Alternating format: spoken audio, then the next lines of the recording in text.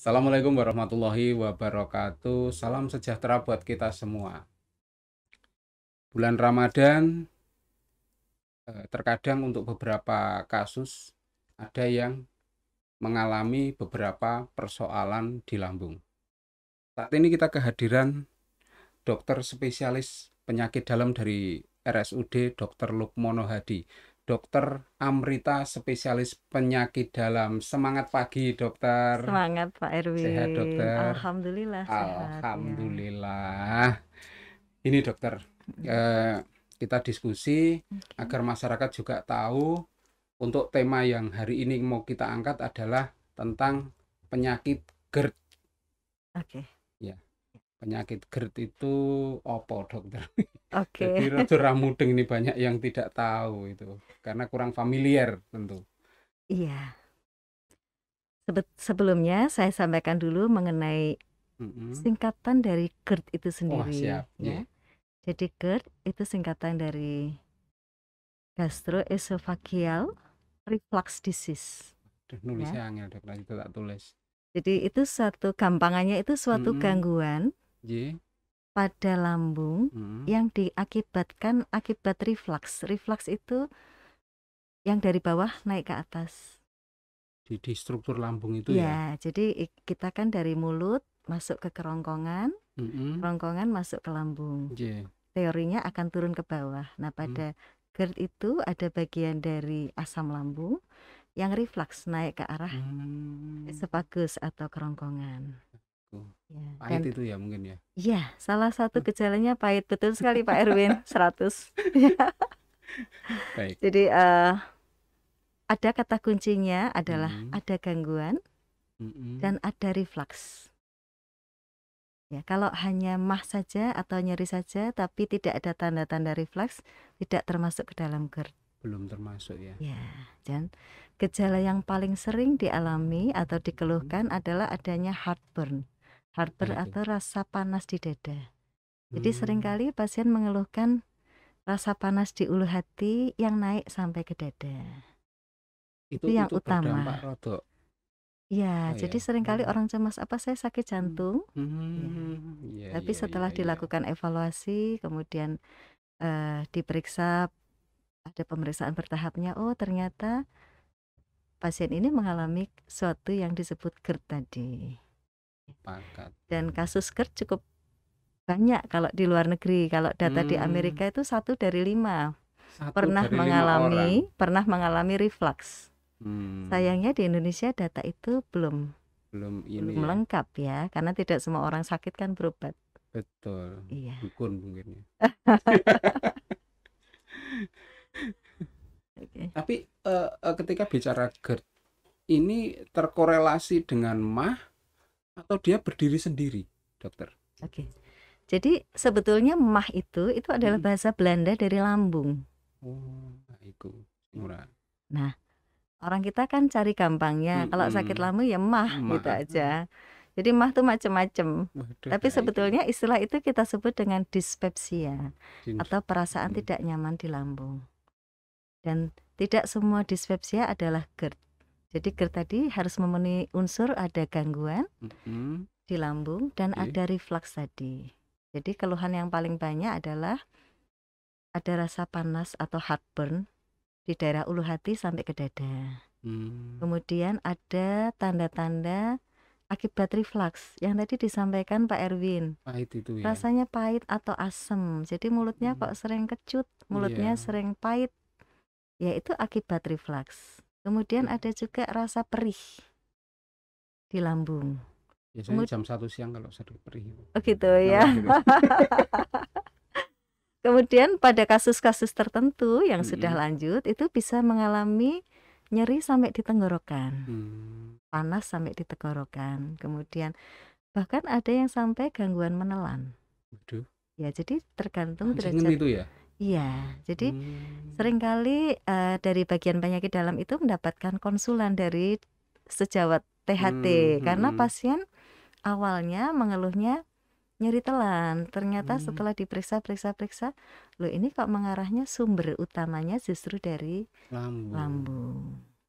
Dan itu seringkali eh, tidak langsung ketahuan pertama kali. Seringkali Gitu ya. juga dari konsulen dari sejawat jantung.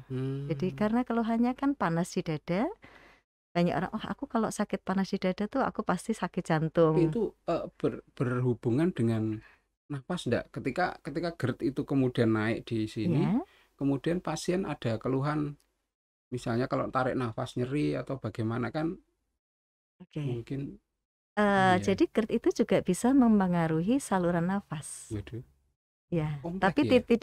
tidak berarti terus kalau tarik nafas Mm-mm. nyeri itu penyakit Iya. yang lain lagi. Jadi GERD itu ada gejala di lambungnya sendiri Mm-mm. dan di ekstra lambung. Ekstra lambung itu di luar lambung. Misalnya tadi di tenggorokan, ya. Hmm. Kemudian pada kasus-kasus tertentu juga bisa ada gejala di paru-paru akibat tadi asam lambungnya Yang naik. naik itu Iya, ya. kemudian ke paru bisa jadi bronkitis, bisa jadi istilah kami itu pneumonia aspirasi. Ada sebagian yang masuk ke paru. Kemudian kalau di mulut, kalau sudah Mm-mm. sampai rongga mulut, terlalu sering asam lambungnya naik, juga mulut kita giginya gampang karies, gampang Pos bolong. Ya, karena asam lambung yang naik tadi. sel ya merusak ya.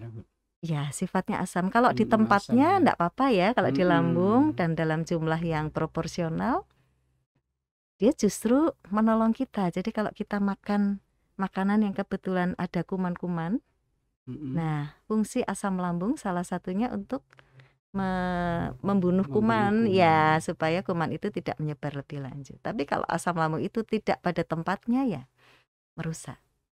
Ya. Iya, kabeh nek ora pada tempatnya merusak ya. Merusak, iya betul Pak. Berpotensi Ya. merusak.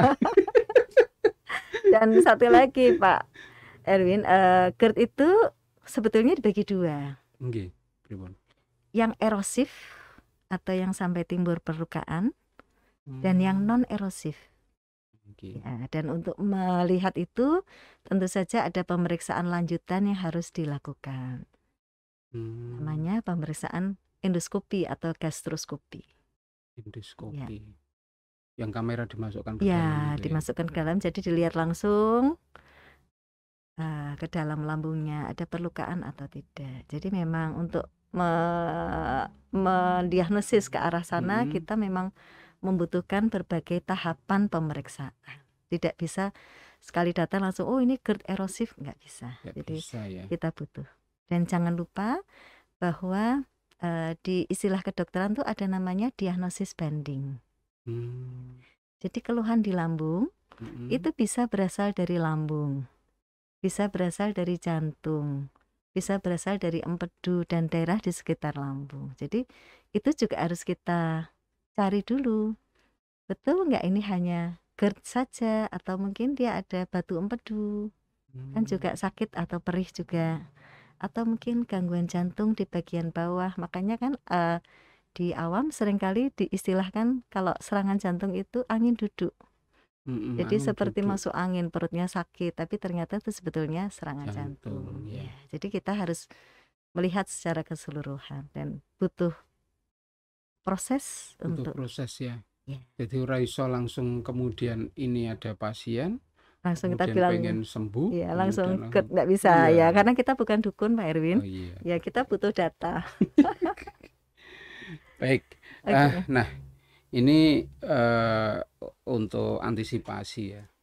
Kira-kira agar supaya tidak terkena GERD, GERD ya. ini apa yang bisa dilakukan dokter? Oke.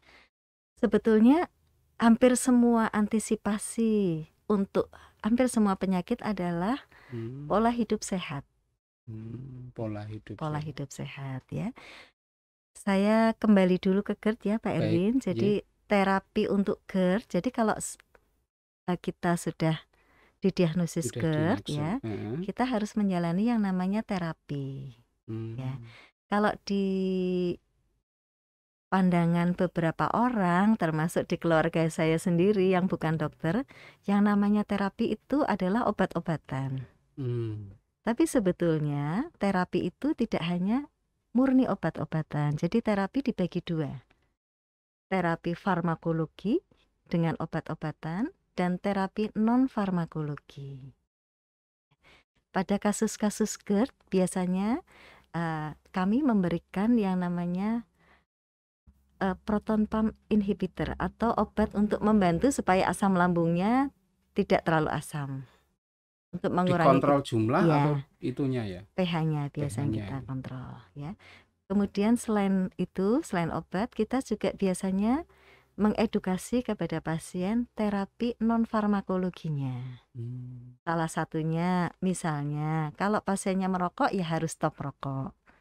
Kalau minum alkohol ya harus stop alkohol.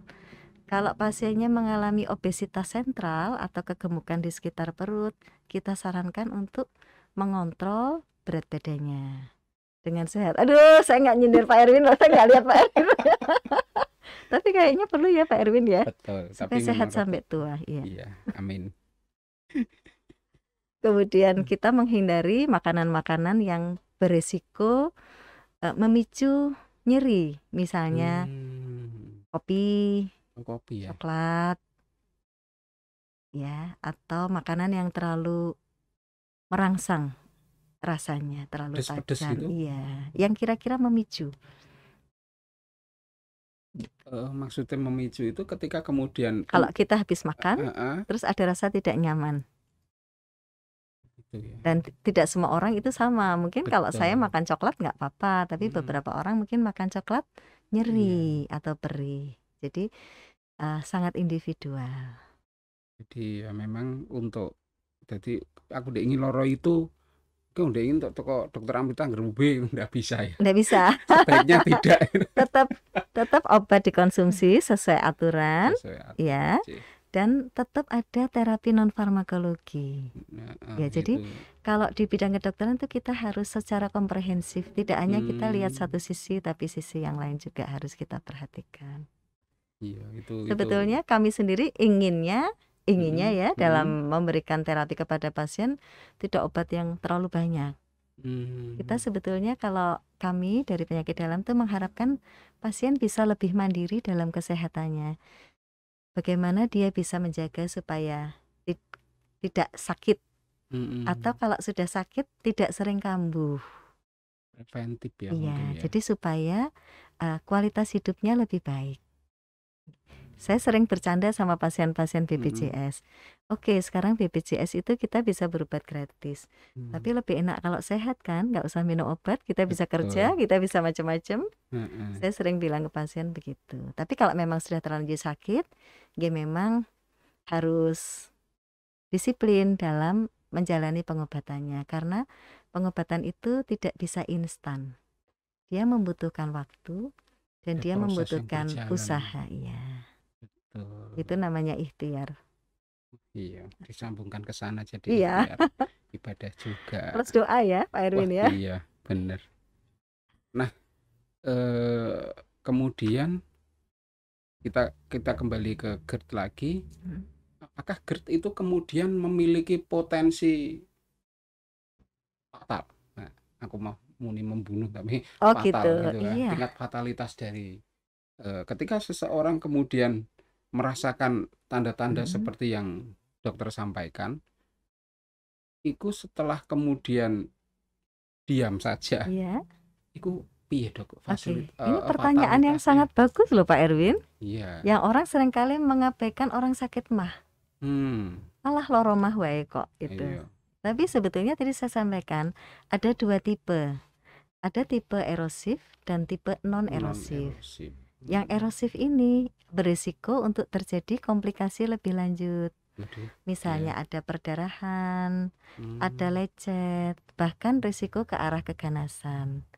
Makanya dalam pengobatan GERD itu kami harus selalu memantau pasien selama masa pantauan itu, ya. Kemudian selain itu kami juga harus menanyakan kepada pasien, ada nggak alarm simptom atau gejala alarm yang kita harus lebih berhati-hati.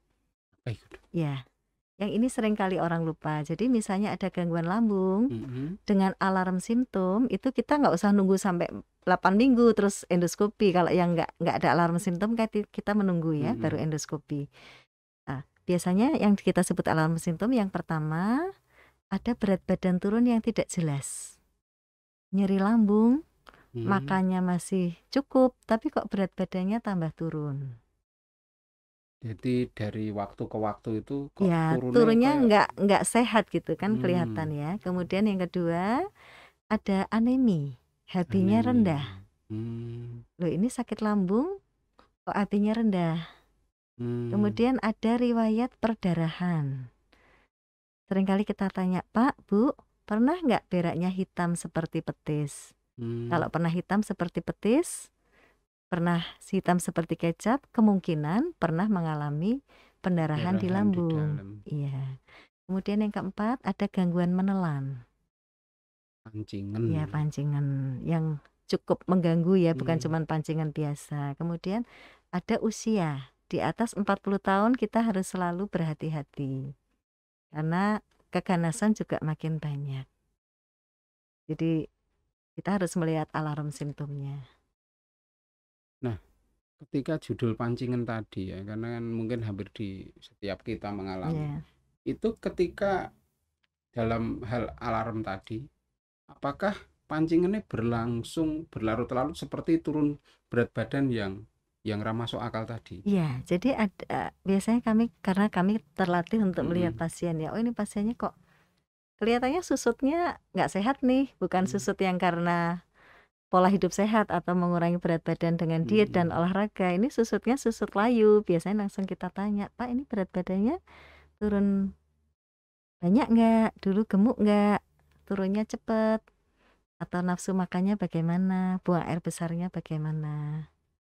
Jadi Gitu ya. banyak hal yang harus kita Hmm, perhatikan. Nah, kalau memang ada gangguan lambung dengan alarm simptom, ya memang tindakan kita selain menyingkirkan tadi kemungkinan penyakit yang berdekatan dengan berdekatan lambung ya, dengan itu, seperti nggih. jantung, batuk Hmm, empedu dan lain-lain, ya tindakan selanjutnya adalah endoskopi atau gastroskopi, di mana kamera itu dimasukkan melalui mulut ke hmm, lambung dan motret dari dalam. Ada apa sih di dalam?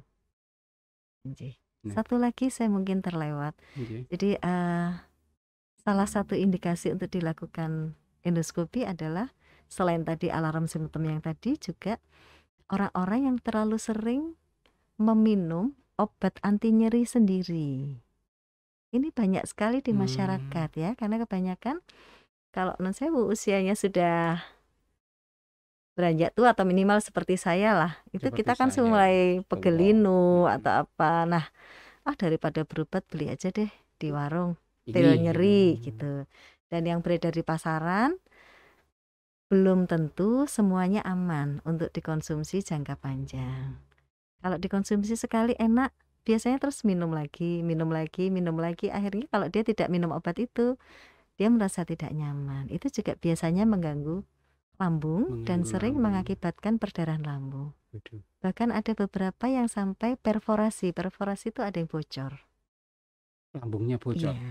nggih. Itu kalau kasus lambung bocor itu meracuni luar lambung itu langsung Iya, ya.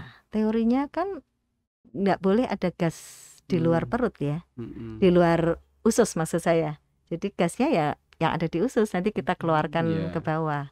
Tapi kalau sampai bocor ini nanti perutnya besesek besar.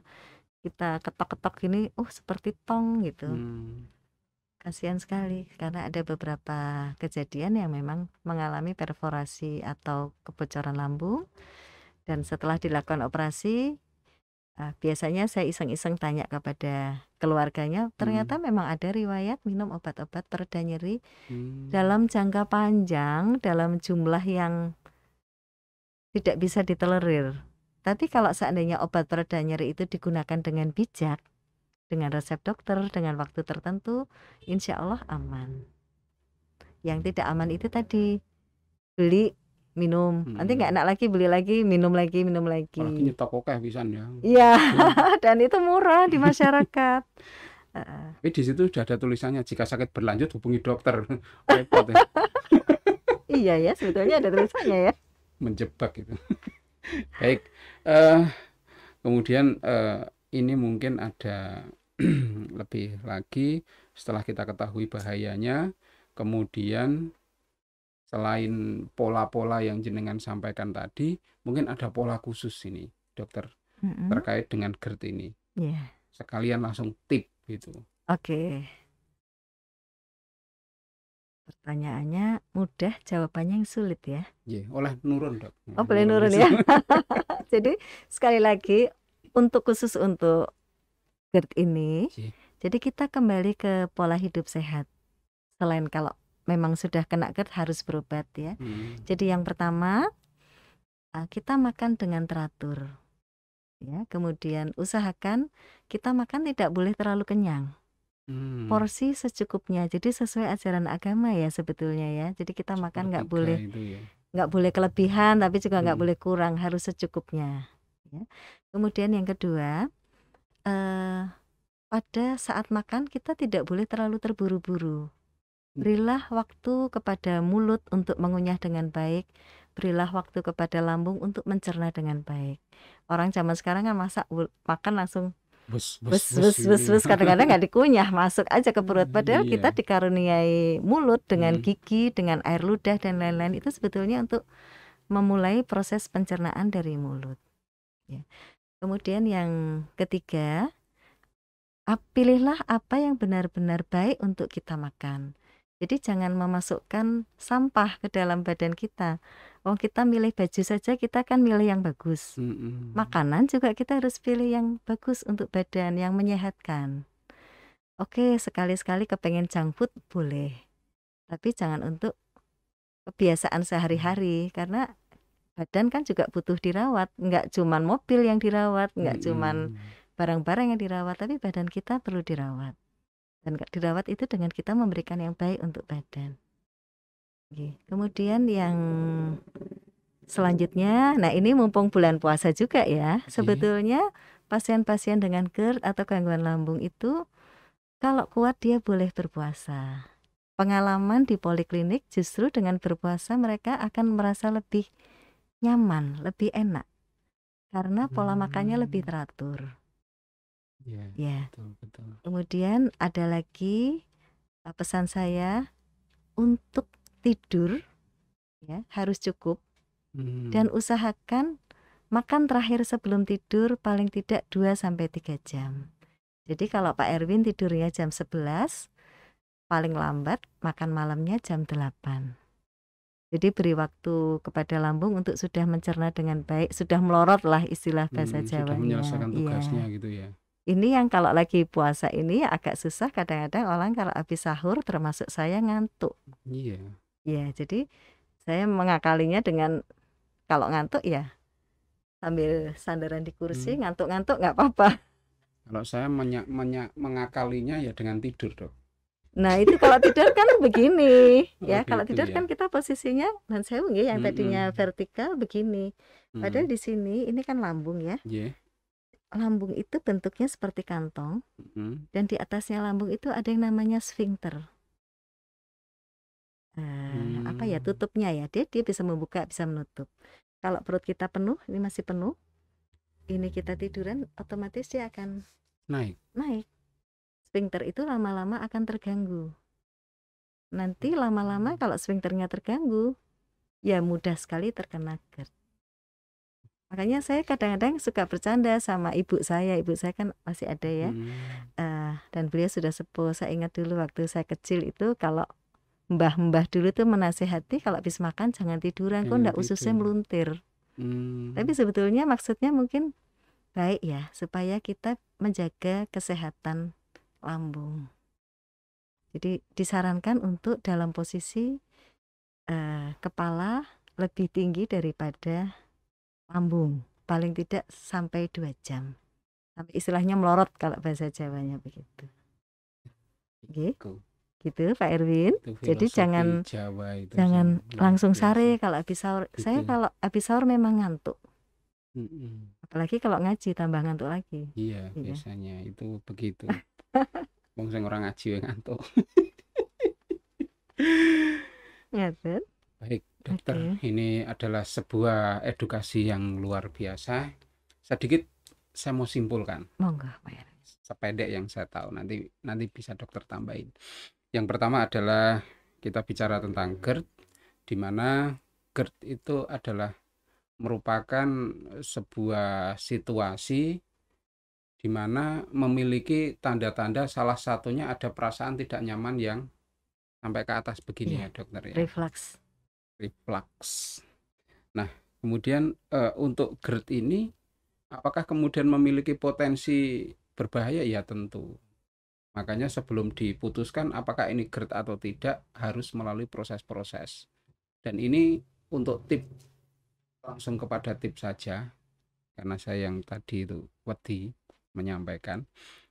Intinya adalah pola hidup sehat, gaya hidup sehat, dan untuk tubuh kita harus memakan sesuai dengan yang dibutuhkan. Monggo ditambahi dokter. Oh, sudah bagus tuh Pak Erwin. Jadi kembali ke pola hidup sehat. Nggih. Kita harus menyayangi badan kita sendiri. Badan kita tidak bisa beli dan itu harus kita rawat. Begitu saja. Saya rasa mungkin tidak hanya dalam GERD ya, tapi dalam semua penyakit usahakan sehat. Saya lebih menyukai bertemu dengan orang sehat daripada bertemu dengan orang sakit. Luar Gitu. biasa. Nggih.